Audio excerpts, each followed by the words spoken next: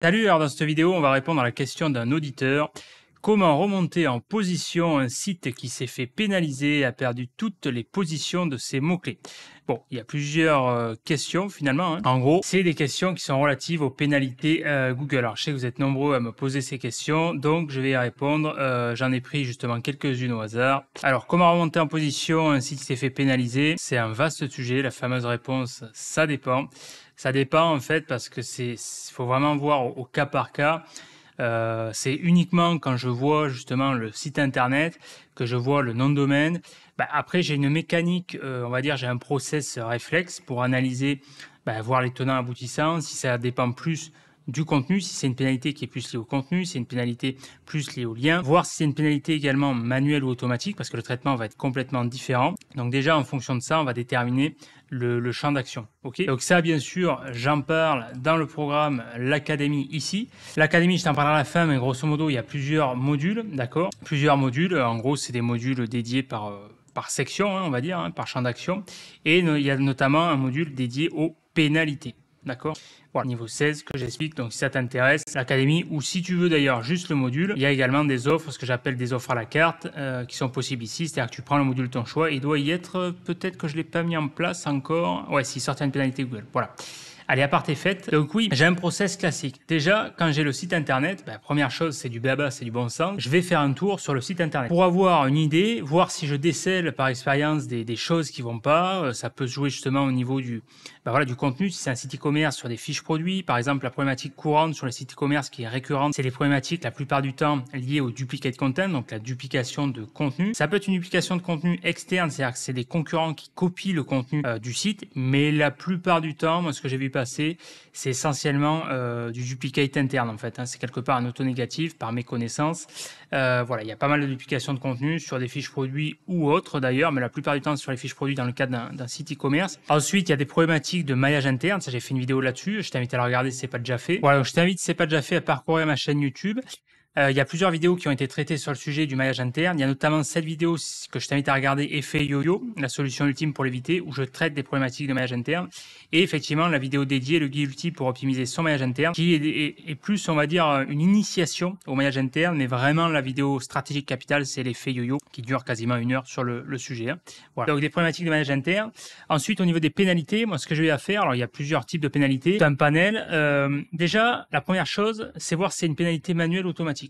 Ça, c'est très simple à t'en rendre compte. Tu appliques le principe de la déduction. Si c'est une pénalité manuelle, ton site, on présuppose bien sûr que ton site soit au préalable branché à la Search Console de Google, donc préalablement Webmaster Tool, ok, pour ceux qui l'ont connu. Search Console de Google, et c'est du BABA. En gros, l'idée, c'est qu'il vaut mieux que ton site soit connecté à la Search Console pour récolter les données propres à ton site internet pour pouvoir faire un audit technique, un petit peu comme un contrôle technique, voir tout ce qui va et ce qui ne va pas au niveau du crawl, des performances, etc. etc. Okay. Et donc, dans cette section de Search Console, tu as notamment plusieurs outils, dont l'outil dédié aux actions manuelles. Donc, sur le menu, tu cliques, Actions manuelles, et tu vois justement si ton site a une pénalité ou pas. Bon, la plupart du temps, il n'y a rien qui est indiqué, il va te dire aucune action manuelle décelée sur ton site. Dans ce cas-là, tout va bien. Si c'est une pénalité manuelle, l'avantage que tu as, c'est qu'au moins, tu n'as pas de lézard, tu sais ce que c'est, Google te dit d'où vient le problème, et dans ce cas-là, ça se traite en effectuant bien sûr des actions correctrices. Alors là, je ne vais pas le traiter dans cette vidéo parce que ça va être trop long à expliquer. Il faudra mieux que je fasse des vidéos dédiées à ce niveau-là. Okay.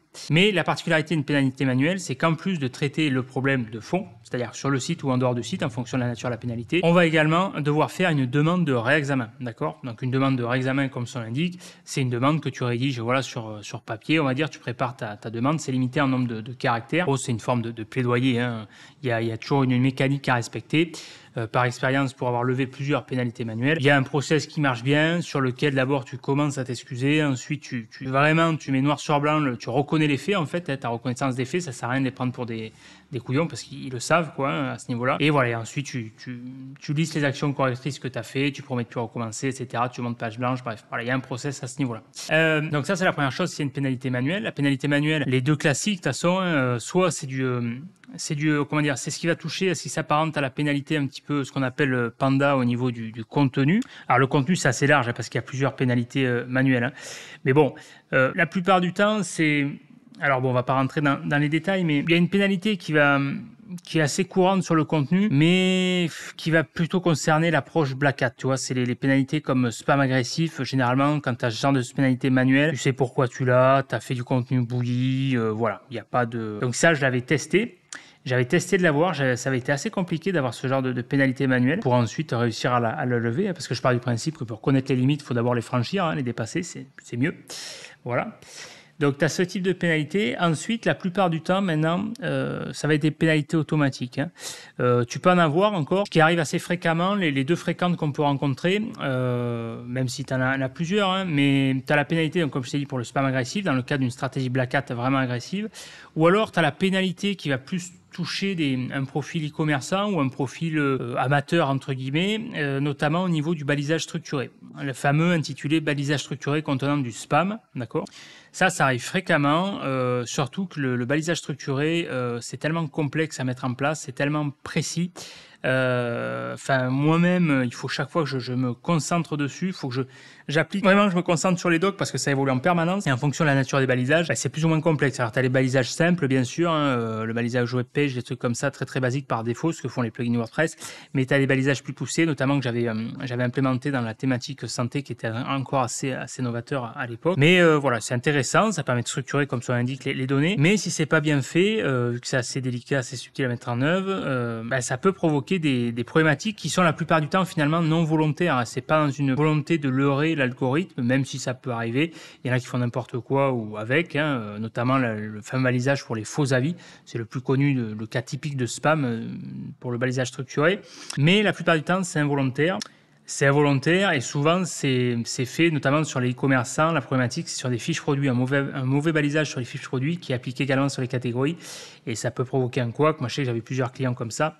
En prestation que j'avais accompagné et également en one shot en mission qui étaient venus me voir justement parce qu'ils avaient ils avaient des pénalités manuelles de balisage structuré et voilà, ils avaient consulté plusieurs experts SEO et ils n'avaient pas réussi à les lever et du coup voilà, ils étaient venus me voir et bon, c'était la première étape. On avait levé cette pénalité qui est finalement assez simple à lever, hein, c'est très basique, et ensuite pour passer aux choses, on va dire, sérieuses. Ça peut arriver. Donc les problématiques, la plupart du temps, ensuite les pénalités, ça peut être automatique. La plupart du temps, c'est maintenant courant, hein, vraiment. C'était plus rare à l'époque, avant, jusqu'à 2012, on va dire, jusqu'à Penguin. Ça arrive encore, mais c'est quand même plus rare, vu que l'algo a beaucoup évolué. Mais donc les pénalités automatiques, contenu lien, duplication de contenu, ça c'est vraiment la problématique majeure. Bon, on va passer sur j'appellerais les P foireux ou les erreurs grossières, comme voilà, c'est c'est un peu de la maladresse. C'est par exemple, je sais pas, t'as oublié t'as mis une balise no-index, tu vois, t'as fait un site en pré-prod, t'as oublié d'enlever le no-index, ce genre de choses. Enfin, voilà. Bon, ça c'est pas vraiment, voilà, il n'y a pas grand-chose à dire à ce niveau-là, ou le disolo sur le fichier robot.txt, ce genre de choses. Mais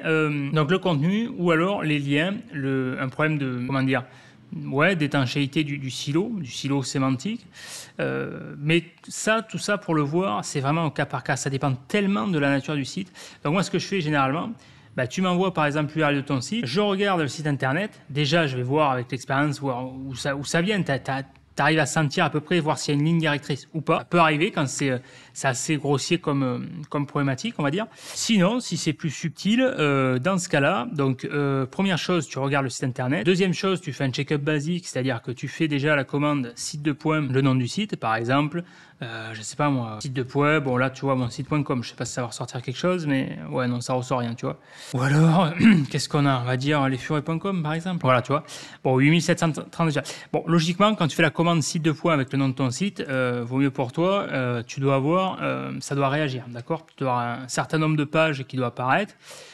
Qui correspond à la volumétrie de tes pages. Donc, à voir si c'est un site vitrine, un site e-commerce, tu auras des dizaines, centaines, voire des milliers ou des dizaines de milliers de pages, peu importe. Mais voilà. Donc, déjà, si quand tu fais la commande site de point, tu n'as rien, comme ici par exemple, ça, c'est pas bon signe. Ça veut dire que soit ton site, il est pénalisé, mais dans ce cadre-là, il est même plutôt voire blacklisté, d'accord? Ça peut arriver si tu as pris un expiré qui est blacklisté. Donc quand c'est comme ça, vaut mieux le brancher à la Search Console. Moi, je recommande pas, par expérience, de le brancher quand tu achètes des expirés à la Search Console, ou alors sur un compte secondaire. Sinon, tu peux avoir des soucis justement de pénalité et pour éviter que ça remonte à tes money sites, tes sites principaux. Voilà. Donc la commande site de point, ça pose question. Il faut absolument creuser ça avec la Search Console, voir ce qui remonte parce qu'il y a forcément une couille quelque part. Si ça répond pas, ou alors je t'ai dit un P foireux, du no-index, ce genre de choses. Mais là, quand c'est comme ça, c'est qu'il y a une problématique majeure, ce qui est logique. Hein. Ensuite, si tu fais donc la commande site de point pour revenir à Fiori.com dans l'exemple. Voilà.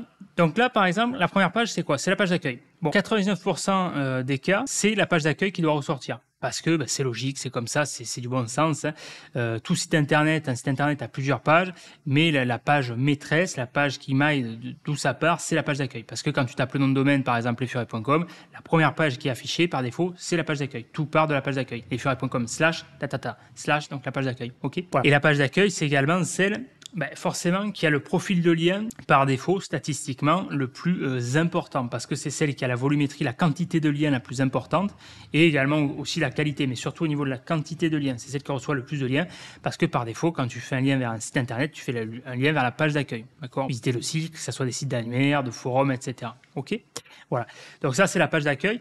Ça peut arriver que la page d'accueil ne ressorte pas en premier, mais souvent, ça me donne un indice quand même de fouiller à ce niveau-là, voir s'il n'y a pas une problématique, parce que généralement, c'est pas bon signe. Ça peut s'expliquer par des stratégies de lien, de maillage ou d'autres aspects, mais la plupart du temps, ça va être la page d'accueil qui ressort. S'il y a pas, voilà, si ça ressort pas en premier, c'est pas normal. Enfin, en tout cas, ça pose question, il faut aller fouiller. Ça donne des pistes comme ça de réflexion. Hein, c'est ce que je fais justement quand je fais des audits. Hein. Voilà, c'est des pistes de réflexion à ce niveau-là. Donc, site internet, tu vas faire un tour sur le site, tu navigues sur le site, voir s'il y a une erreur qui te saute aux yeux ou pas, d'accord?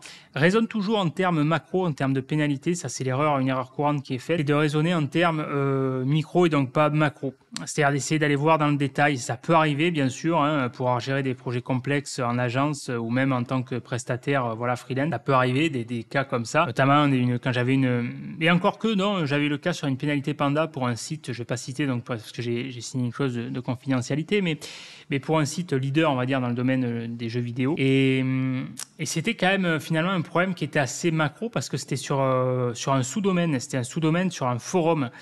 Il avait un forum en sous-domaine qui plombait en fait l'intégralité de ses pages médias ou ses pages de contenu, on va dire. Ça, c'est une problématique majeure d'ailleurs qui apparaît, qui revient souvent. C'est pas tout le temps le cas, mais ça a un pattern commun sur les pénalités Panda, des forums. Les forums étaient un sacré boulet. C'était à la fois un super avantage justement. La pénalité Panda, elle est sortie pour ça en fait. Hein. C'est ce que tu as en avantage, tu le retrouves en inconvénient en contrepartie. C'est-à-dire que le fait d'avoir une volumétrie de pages importante, comme les forums, c'est une typologie de page idéale parce que tu as t'as des pages qui sont auto-générées tout seul par les utilisateurs, d'accord? Donc, tu as une volumétrie de pages importante en rapport avec la thématique, ok? Donc qui va se générer toute seule, qui va avoir une régularité dans la création de pages qui va être importante. Donc ça, c'est tout ce que Google aime. C'est comment dire, c'est du b.a.-ba. Hein, on va pas réinventer la roue à ce niveau-là. La volumétrie de page marchait déjà très bien à l'époque. À l'époque où d'ailleurs j'étais en première position sur agence de com, il y avait un concurrent direct que je vais pas citer. C'était une stratégie que j'utilisais. Bon, j'avais pu la retranquer en faisant autrement, en étant plus agressif sur la stratégie netlinking, mais pour autant, j'avais quand même fait une volumétrie de pages plus faible, pas médiane, mais plus faible, 300 pages. Lui, il était plus sur des milliers de pages, voilà. Mais tout ça pour dire que c'est un indicateur pour la pénalité Panda. Ce que ça apporte, c'est une volumétrie de pages.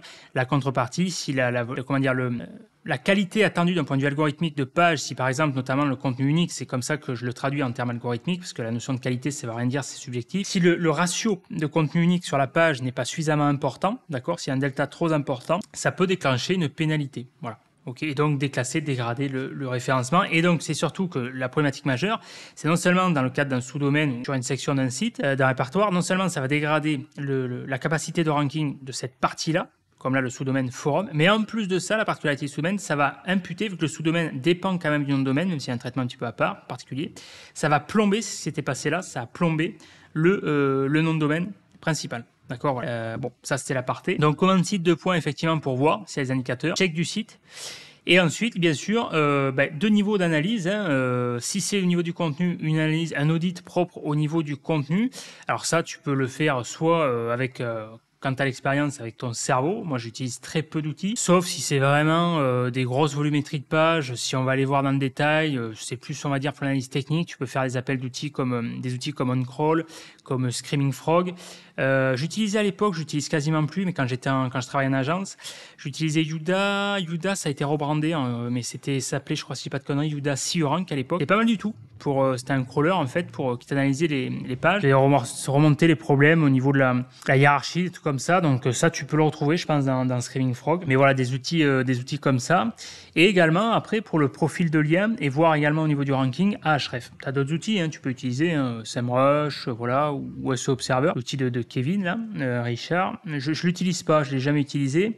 mais parce que j'utilise Ahref, mais si un jour je n'utilisais plus Ahref, c'est certainement l'outil vers lequel je me tournerai qui me paraît le plus adapté à l'heure actuelle pour un profil, on va dire, SEO, voilà. SEO ou blogueur pro d'ailleurs, peu importe. Voilà, donc du coup Ahref, tu vas voir sur Ahref, sur l'outil Ahref. Et là, ce que je fais plusieurs analyses. D'abord, soit je regarde au niveau, je fais toujours une analyse à deux niveaux. Ça, je l'ai dit plusieurs fois et je le redis, c'est important. D'abord, tu checkes au niveau de la totalité du domaine, c'est-à-dire que là, tu tapes dans cet exemple lesfuret.com, tu vas voir sur les données sur la totalité du domaine pour voir le profil de lien. Ok. Également la recherche organique. Et ensuite, tu vas filtrer par page pour voir pour isoler par page, voir s'il y a des problématiques majeures. Mais dans un premier temps, le premier niveau d'analyse, c'est du bon sens. Toujours le faire au niveau du domaine pour avoir un aperçu du domaine, parce que c'est le domaine qui encaisse les profils de liens, qui agrège la capacité de ranking totale. Voilà, donc c'est comme ça qu'on va voir. On va voir au niveau du profil de lien. Donc profil de lien, j'entends surtout le profil des encres, voir si par exemple s'il y a une problématique au niveau de l'ancrage, si le texte d'ancrage a été trop important, ce qui peut déclencher une pénalité pingouin, d'accord. Par exemple, tu es sur une SERP, je sais pas moi, où le pourcentage d'exact match moyen, on est à 5%, tu vois, par page, et que tu vois que sur une page, tu es à 30%, bon, ça peut donner des indicateurs. Voir s'il y a des cas de négative SEO également. Ça, on va vérifier sur la Search Console plus dans le profil des liens entrants. Okay. Et ensuite, on va aller voir dans l'onglet recherche organique, voir pour détecter les patterns, voir s'il y a, ça c'est ce que je me sers souvent aussi, voir s'il y a pas mal de combinaisons de mots-clés sur lesquels il va y avoir une dégradation, d'accord. Par exemple, dans l'exemple des furet.com, bon, on a plusieurs typologies de mots-clés, on a la thématique assurance, on a assurance auto, assurance moto, etc. Ils ont fait quoi maintenant, prix immobilier, mutuelle santé, etc. Bon, ok. Alors, là, on a le menu, ok, immobilier, voilà. Est-ce qu'on a un rappel dans le footer? Ouais. Ok. Voilà. Bon, ça c'est bien les footers d'un point de vue SEO, c'est-à-dire que tu as tous les top mots-clés comme ça pour le maillage interne. Bon, là tu vois, on pourrait voir, admettons, il aurait une pénalité, une dégradation sur des combinaisons de mots-clés alliés à assurance auto, sur un outil comme Ahref. Ça te permet, de ce qui est intéressant, tu filtres par expression, par mots-clés, d'accord. Et on pourrait voir, par exemple, tous les mots-clés liés à l'assurance auto, comme, j'en sais rien, moi, assurance auto pas chère, assurance auto maïf, assurance auto massif, ce que tu veux, ok, ou meilleure assurance auto. Toutes les combinaisons de mots-clés liées à ce topic-là, d'accord, ce thème d'assurance auto, on verrait qu'il y a une dégradation qui serait plus ou moins importante en fonction des mots-clés, de moins 3, moins 6, moins 10, voire moins top, qui a complètement disparu certains mots-clés, et qui toucherait pas, par exemple, les autres topics, les autres univers de mots-clés, comme mutuelle santé, comparateur électricité, etc. Ça, c'est pareil, ça donne des indicateurs, des pistes de réflexion. D'ailleurs, un outil auquel je pense, que j'utilise très peu, mais qui me fait de l'œil depuis plusieurs années, que j'apprécie notamment pour le côté dashboard et analyse, c'est Systrix. Systrix.com, je ne sais pas si tu connais, ça revient souvent sur Twitter, notamment avec un qui est, je pense pas que ce soit le fondateur, mais en tout cas c'est quelqu'un qui le représente. Il a le pseudo Nico SEO-SEM, voilà, qui est assez connu dans le milieu SEO francophone. Et donc ouais, il y a des très bons articles là-dessus, c'est très agréable à lire, des articles d'analyse en fait, qui se sert avec l'outil justement de Systrix et qui est très intéressant pour faire des analyses justement, notamment tu vois, c'est un outil que je recommanderais pour faire des analyses on-site, voilà, qui est très très pertinent, clairement, voilà, pour donner des outils à ce niveau-là. Voilà, c'est les premiers axes que je ferai, qui s'est fait pénaliser à perdre toutes les positions des mots-clés. Alors, pour remonter, pour répondre plus précisément à cette question, comment remonter en position un site qui s'est fait pénaliser à perdre toutes les positions de ces mots-clés? Bon, alors, oui, comme je t'ai dit, il faut voir si c'est le contenu ou le lien, parce qu'en fonction du type de pénalité, la solution correctrice, va être différente. S'il y a par contre, par exemple, une problématique liée à la duplication de contenu interne sur un site e-commerce sur des fiches produits, forcément, le traitement va porter là-dessus. Il peut y avoir plusieurs options.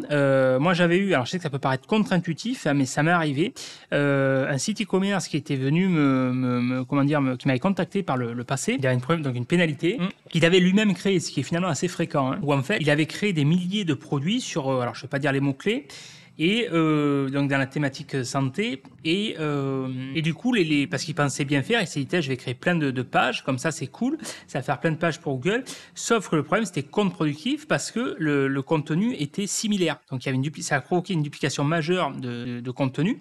Et ce qui se passait, c'est qu'en plus de ça, le taux de duplication de contenu, tu as des outils comme ça, comme SiteLeaner par exemple, des outils en ligne qui permettent d'avoir déjà un premier check, c'est un outil gratuit. Le taux de duplication de contenu de cette volumétrie de page par rapport au volume de page actuel du site, d'accord, était assez important. Voilà. Et c'est ce qui a provoqué d'ailleurs le flag de déclenchement du drapeau, un signal négatif qui a provoqué la pénalité par rapport à ça. Donc, ce qu'on a fait, on avait mis de souvenirs, parce que ça date, on avait mis un no-index sur ces pages-là, on les avait carrément désindexées dans un premier temps. Et ensuite, donc ça permettait justement de ne pas plomber le reste du site. Et ensuite, c'est le temps qu'on retravaille les contenus. Ensuite, on avait retravaillé les contenus. Alors après, c'est pareil, tu as plusieurs options, plusieurs stratégies possibles.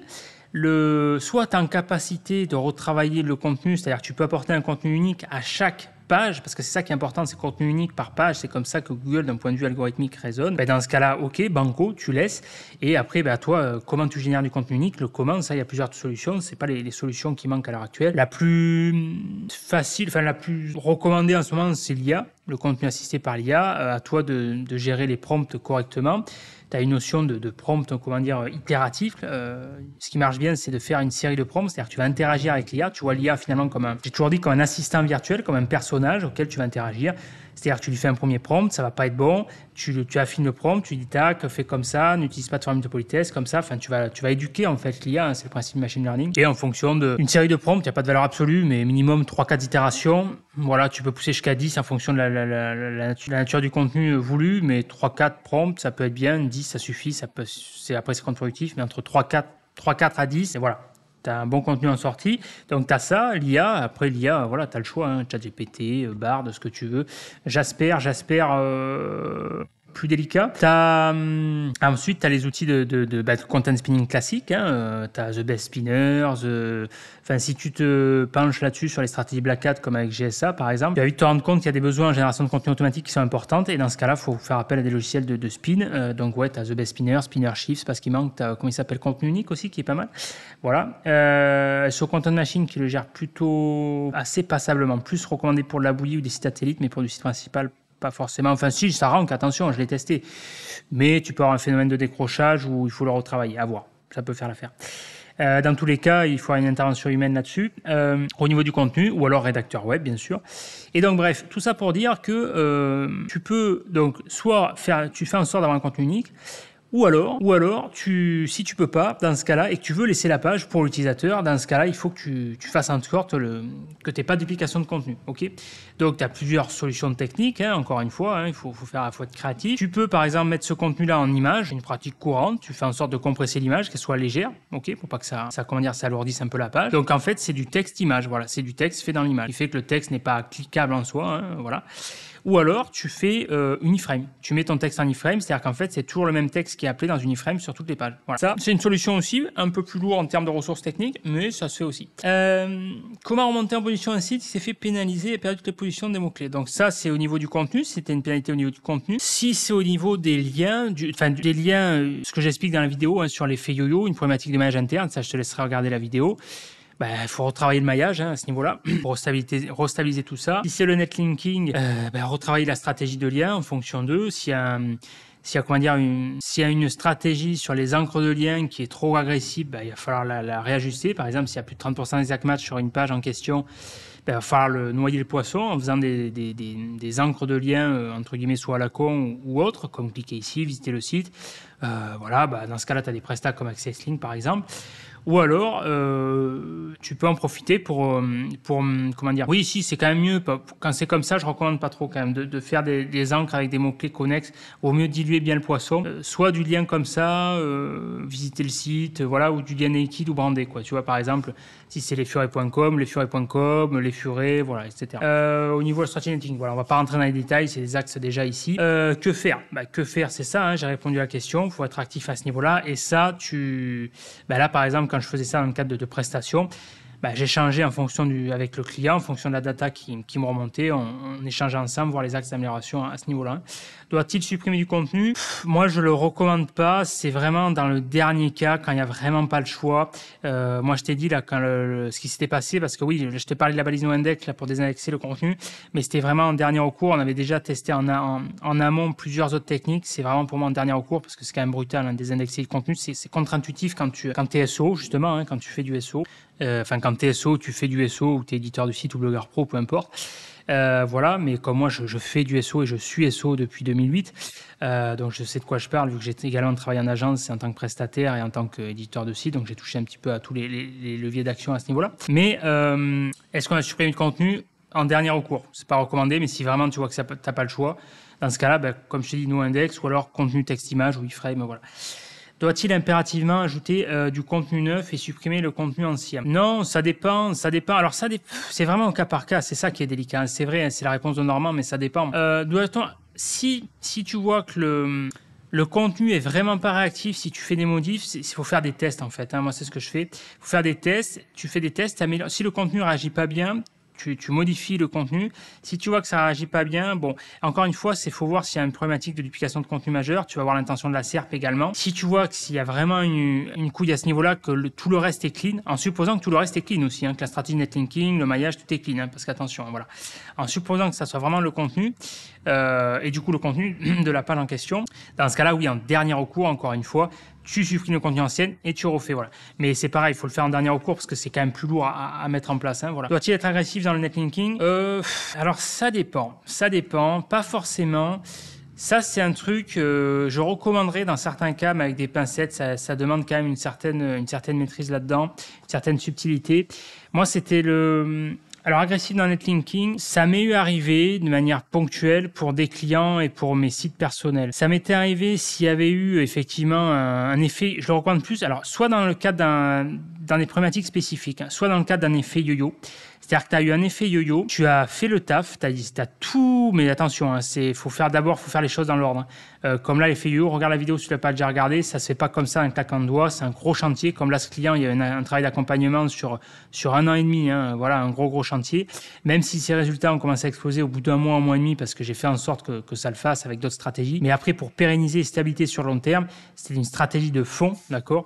Tu as eu des traitements à plusieurs niveaux, mais ça, le traitement, ça dépend bien sûr de la nature du projet, de la concurrence sur le mot-clé, etc. Mais c'est un travail de fond. Mais une fois que tu retravailles tout ça, et seulement à ce moment-là, c'est pour provoquer un effet boost, gagner un peu de temps, dire allez, c'est bon Google, je t'envoie des bons signaux. Dans ce cas-là, oui, peut te permettre d'être plus agressif dans le netlinking, mais il faut bien doser. Ça, c'est très important de doser parce que si tu doses pas, et c'est pour ça qu'il faut connaître les limites justement, parce que pour pouvoir flirter avec, parce que là, c'est le dosage et donc ça va se faire à l'expérience.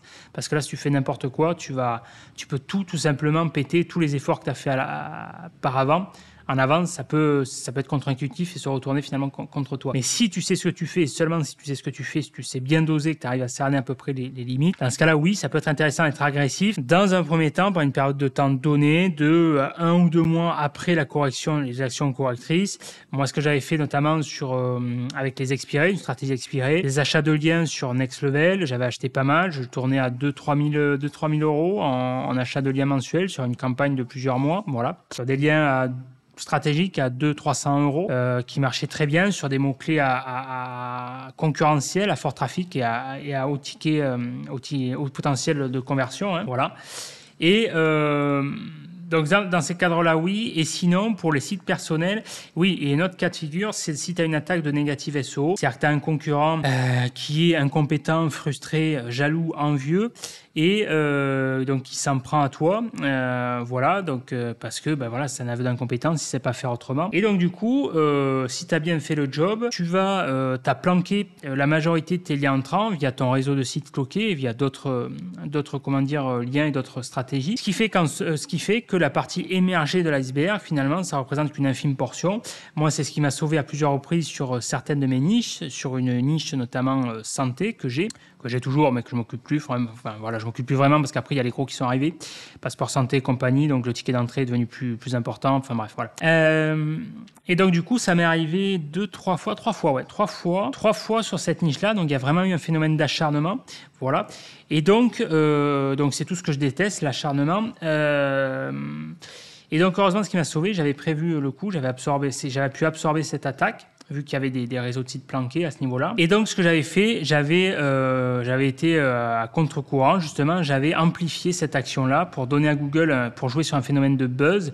Pendant l'attaque, quand j'ai vu qu'il y avait cette attaque-là, je dit, je vais en profiter pour créer encore plus de liens. J'avais même été jusqu'à blaster sur des couches temporaires sur des sites fusibles pour blanchir le jus par niveau. Et ce qui fait que ce négatif SEO, en fait, ça m'a boosté. Je m'en suis servi pour booster, en fait, d'absorber non seulement l'attaque et de me provoquer un effet boost. Voilà. Donc ça, je l'ai fait la première fois. La deuxième fois, la troisième fois, et la troisième fois, par contre, ça m'a vraiment saoulé parce que, à un moment donné, j'ai autre chose à faire. Hein. Et donc là, du coup, dans le doute, j'ai négative SO toute la première page, en fait. Hein, parce qu'à la base, je dominais la première, deuxième, troisième position. Donc là, je me doutais que ça devait être les concurrents en dessous. Et j'avais à peu près une idée. Donc dans le doute, j'ai négative la première page. Je sais pas quelque chose que je recommande, même que je déconseille fortement. Je l'ai très rarement fait dans mon expérience de SO en 15 ans, depuis 2008. Au moment où je fais cette vidéo, on est en 2023, parce que c'est pas quelque chose auquel j'adhère, je cautionne. Mais dans certains cas comme là, voilà, dans ce cas-là, tu retournes voilà, c'est l'arroseur arrosé à un moment donné. Voilà, quand t'en as marre. Et bizarrement, depuis ce jour-là, d'ailleurs, on m'a plus jamais emmerdé à ce niveau-là, sur cette thématique-là, sur cette serpe-là, en tout cas, voilà. Donc, c'est dans ces cas-là où je recommande d'être agressif. Voilà, sinon, après, à voir. Alors, tes conseils, tes recommandations, ben voilà, c'est ce que je recommandais, tout simplement. Il n'y a pas grand-chose à dire de plus. Hein. Alors, cette vidéo, effectivement, n'a pas été très démonstrative. Voilà, j'aurais pu, je ne l'ai pas fait. Voilà. Dis-moi en commentaire si cette vidéo t'a plu. Voilà, fais-moi part en commentaire juste en dessous de cette vidéo. Regarde vraiment cette vidéo si ce n'est pas déjà fait. C'est vraiment très instructif. Notamment celle-là, Effet Yo-Yo, c'est vraiment une vidéo que j'aurais pu rendre payante. Hein. C'est vraiment une vidéo cadeau bonus que j'ai mis en gratuit à disposition. Voilà, pour vraiment donner un maximum de valeur à ce niveau-là. Abonne-toi si ce n'est pas déjà fait à la chaîne YouTube pour être tenu informé des prochaines vidéos. D'accord? Donc, tu t'abonnes ici, tu as la cloche, c'est pas déjà fait, ok?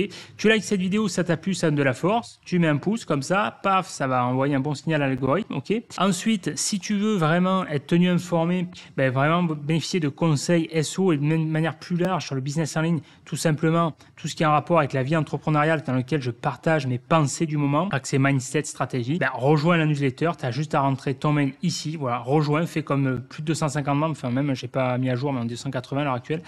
Voilà. Rentre ton email ici tout simplement et tu seras en contact avec moi directement. Tu auras également accès à mon canal Telegram, là où je suis également le plus actif avec la newsletter. Voilà. Et si tu souhaites aller plus loin, je te laisse prendre connaissance du catalogue de formation ici sur le site soformaker.com. Espace formation, tu as le listing formation et tu as notamment le programme le plus complet à l'heure actuelle qui est l'Académie, qui est tout simplement le plan d'action complet de A à Z pour être premier sur Google et créer des sites rentables, peu importe que tu sois consultant SEO, que tu travailles en agence, que tu sois éditeur de site. Bref, c'est pour t'apprendre la compétence SEO et ensuite, derrière, tu peux en faire ce que tu veux pour la monétiser ou pour t'en servir tout simplement comme levier canal d'acquisition. Voilà ce que je vends dans l'Académie. Au-delà des techniques avancées et des outils, c'est vraiment une stratégie, un programme étape par étape pour qui te sert de fil conducteur, et qui pourra t'aider dans l'ensemble de tes projets pour augmenter ta visibilité sur Google, tout simplement dans la résultat organique. Voilà. J'espère que cette vidéo t'a plu et je te dis à de suite dans la prochaine vidéo. Ciao.